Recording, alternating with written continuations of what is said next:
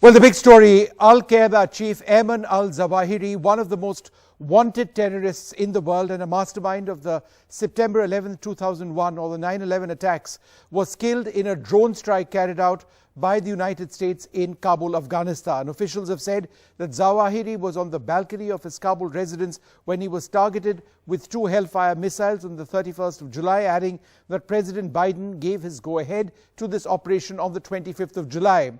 Now, photographs of this building show windows blown out on one floor, but the rest of the building appears intact. Meanwhile, one of Zawahiri's family were present at the home but were purposely not targeted and not harmed, is what the US officials are saying. They've called Zawahiri's presence in the Afghan capital a clear violation of a deal that the Taliban had signed with the US in Doha in 2020 that paved the way for the US withdrawal from Afghanistan. Under the 2020 Doha deal, the Taliban promised not to allow Afghanistan to be used again as a launchpad for terrorism, but experts believe the group never broke their ties with the Al-Qaeda at all. Quite clearly, they didn't. Now we have eliminated the Emir of Al-Qaeda. He will never again allow Afghanistan to become a terrorist safe haven, because he is gone, and we're going to make sure that nothing else happens. You know, it can't be a launching pad against the United States. We're going to see to it that won't happen.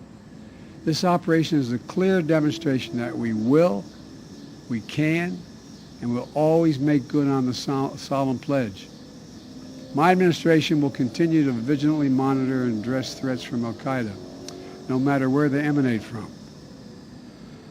As Commander-in-Chief, it is my solemn responsibility to make America safe in a dangerous world. The United States did not seek this war against terror. It came to us, and we answered with the same principles and resolve that have shaped us for generation upon generation: to protect the innocent, defend liberty, and we keep the light of freedom burning, a beacon for the rest of the entire world, because this is a great and defining truth about our nation and our people. We do not break. We never give in. We never back down. Well, let's tell you about the strike that killed Ayman al-Zawahiri, the Al-Qaeda chief. Now, the American strike on al-Zawahiri, the supreme leader of the Al-Qaeda, was likely carried out through with a missile called the Hellfire R9X. It's also referred to as the ninja bomb or the flying Ginsu. Now, this is reported to be the home, you can see in this picture, in Kabul, where Ayman al-Zawahiri was believed to be staying. Let's zoom in over there, have that full frame for a moment. Now, as you can see over here, windows on 2 sides have been blown out. He was apparently on a balcony over there. This is believed to be the missile that struck al-Zawahiri. Let's change to the missile, which we can show you next.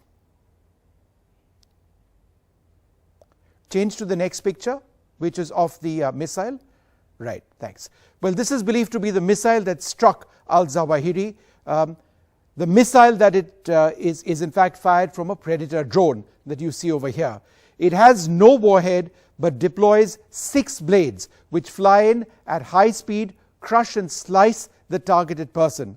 Now, finally, we can show you an example of the impact of this missile in Idlib in Syria, a perfect strike on a car with those inside being taken out, a precision strike. That's the weapon which was likely to be used. So what is the impact of the elimination of Ayman al-Zawahiri on India? For years, al-Zawahiri did try to get into Kashmir with little or no success, but the Al-Qaeda consistently threatened India even this year. Now, al-Zawahiri drew parallels between Kashmir and Palestine. He criticized Muslim countries like Saudi Arabia for supporting India.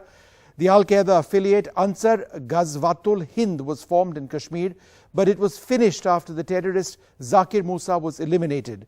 In 2014, al-Zawahiri issued his first statement on India, speaking about Islamic unity. In April this year, he issued a statement after the hijab controversy. And in June, he issued another statement threatening attacks on Delhi, Mumbai and Uttar Pradesh with suicide bombers.